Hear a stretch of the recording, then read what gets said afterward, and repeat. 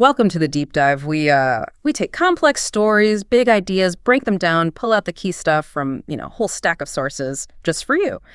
Today, we're definitely talking food, but it's bigger than that. We're diving into an empire, one built from, a kitchen stove, a big smile, and that one word everyone knows. Bam. Oh, yeah. It's pretty credible when you look at it. Emeril Lagasse, we're talking a $150 million brand, a personal net worth around $70 million. And what's really fascinating, I think, is how he did this way before we were all talking about the creator economy, this whole idea of people making money directly from their content. He mastered that, turning personality into, everything. Exactly. And that's what we're digging into today. We want to unpack that blueprint. How did he use syndicated TV, getting his shows out everywhere, plus the cookbooks, the cookware, and then that huge deal with Martha Stewart? Like you said, it's not just about cooking. It's a real masterclass in using media, building a personal brand, and creating wealth that actually lasts. All our insights today, they come from looking really closely at his whole journey. So, let's jump in.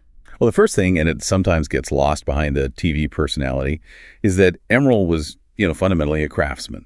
He was a chef first. Think about it. He graduated from Johnson & Wales, a serious culinary school.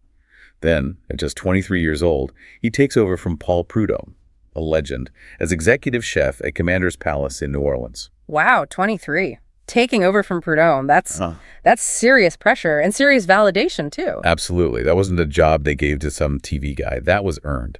Years of hard work, perfecting sauces, leading kitchen teams, figuring out exactly what makes people happy when they eat. So the credibility came way before the charisma then. It wasn't just entertainment value. Not at all. It was deep skill. And he had this unique style, too. He blended classic French cooking with that bold, Cajun Creole flavor from New Orleans. He made it fancy, but also kind of down to earth. Accessible yet elevated. Okay, I get that. So by the time TV came calling, he already had this bedrock of authority. People could sense it. Right. So the showmanship, the energy we saw on TV, that wasn't just an act. It was more like layered on top of real expertise. It amplified it. Exactly. It was a multiplier. Yeah. Viewers trusted him because they felt the real chef underneath the BAM. He was entertaining, sure, but he was also the real deal. That's such a key point, especially now when maybe sometimes it feels like it's all about just getting attention quickly. Emeril shows that skill, that mastery you build when no one's watching, that's the real fuel. It really is. That foundation allows everything else. You can't sustain an empire on charisma alone, not for decades. Yeah. It needs that substance underneath, years of just doing the work in the kitchen. Okay, so he has the skill, the foundation. Then comes the personality, right? That's what turned him from a respected chef into, a household name, a phenomenon. Yeah, because unlike a lot of chefs back then who kind of stayed behind the stoves, Emeril brought all that energy right out front. Yeah. The warmth, the showmanship. It was unapologetic. He wasn't just showing you how to cook. He was putting on a show. He was connecting. Totally. And think about BAM. That wasn't dreamed up in some marketing meeting, right? No, definitely not. It was just him, a spontaneous thing he did. And it became this instant signature, a catchphrase known everywhere. That's turning a personal quirk into pure brand gold. And that authenticity, that consistent Emerilness, that built so much trust, didn't it? Whether he was on TV or selling a pan, you felt you knew who you were dealing with. Immense brand equity, yeah. People weren't just buying a pot, they were buying a piece of Emeril, someone they felt they knew and trusted. It wasn't a hard sell, it felt more like an invitation. His shows, Emeril Live especially, were so different. You mentioned the format. Oh, completely groundbreaking for Food Network then. It was part cooking demo, sure, but also part late night show, live audience, a band, jokes. He was dancing sometimes. Yeah. He made cooking look fun, not intimidating. Like, hey, you can do this too? Exactly. Fast, fun, fearless. He made viewers feel like they belonged in that kitchen with him. That emotional connection that creates serious loyalty. So it wasn't just recipes he was selling, it was himself, his whole vibe, the smile, the voice, the catchphrases, it all felt real. And that's the kind of trust that you can then, build a business on. Monetizable attention built authentically. Okay, so he captures this huge audience, builds this trust. Then television becomes the engine. Right. Especially in the 90s on Food Network. Absolutely, the engine. Food Network was pretty new then, kind of niche. Emeril basically put it on the map for a lot of people. He changed food TV from just instruction to entertainment. An event. That regular presence, seeing him week after week, it just built that familiarity, that authority. He was always there. Top of mind awareness, exactly. If you thought about front cooking, you thought Emeril. And that constant visibility powered everything else, the book sales, the restaurant buzz, the product deals.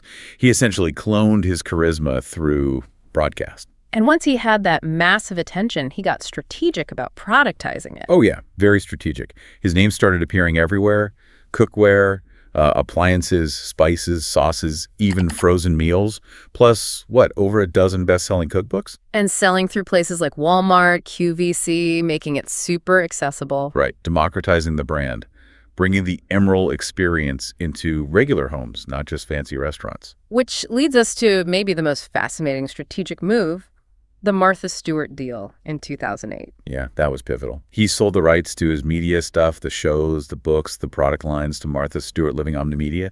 The reported number was around $50 million.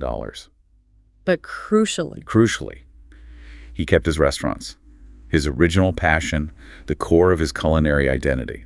So this wasn't just taking the money and running, it was something more calculated. Much more.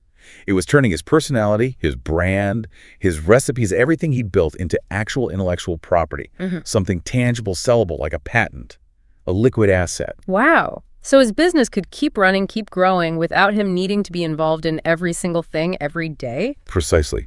It asks a big question for anyone building a brand today, doesn't it? Are you building something that could eventually operate without you? Is there long-term leverage? An exit strategy, even? It let him scale without burning out, monetize without micromanaging, profit without being constantly on. His name, his flavor profile, his way of doing things that could be replicated through systems he didn't directly control anymore. His reputation did the work. That's how you build for longevity. And he has been relevant for, 3 decades now? That's incredible staying power. And think about how. Not by constantly changing who he was, chasing trends. He just doubled down on being Emeril. Bold, fun, approachable, but always backed by real skill. So his brand survived huge media shifts, cable, internet, social media, because it was built on him, on a human connection, not just on a platform. Right, which kind of flies in the face of the advice you often hear now, pivot fast, always be adapting. Emeril went for durability over just being viral for a moment. His name became a standard, reliable, unforgettable, still generating value. That's a different kind of goal, isn't it? It really is. So when you boil it all down, what's the big takeaway for you listening?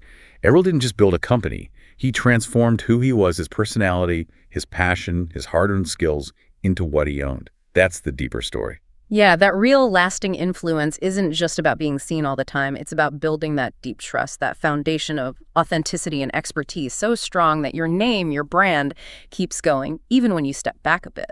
So it makes you think, right, what are you mastering? What's the skill you're honing behind the scenes? What part of you, your unique thing, is actually worth scaling up, sharing, maybe even turning into something ownable down the line? And what's your version of BAM? That authentic spark that only you can bring. Because if you build it with real intention, lead with genuine value from that deep skill, well, your name can definitely outlast the Knowles. That's not just success. That's wealth with gravity. That feels like the real secret ingredient in Emeril's empire.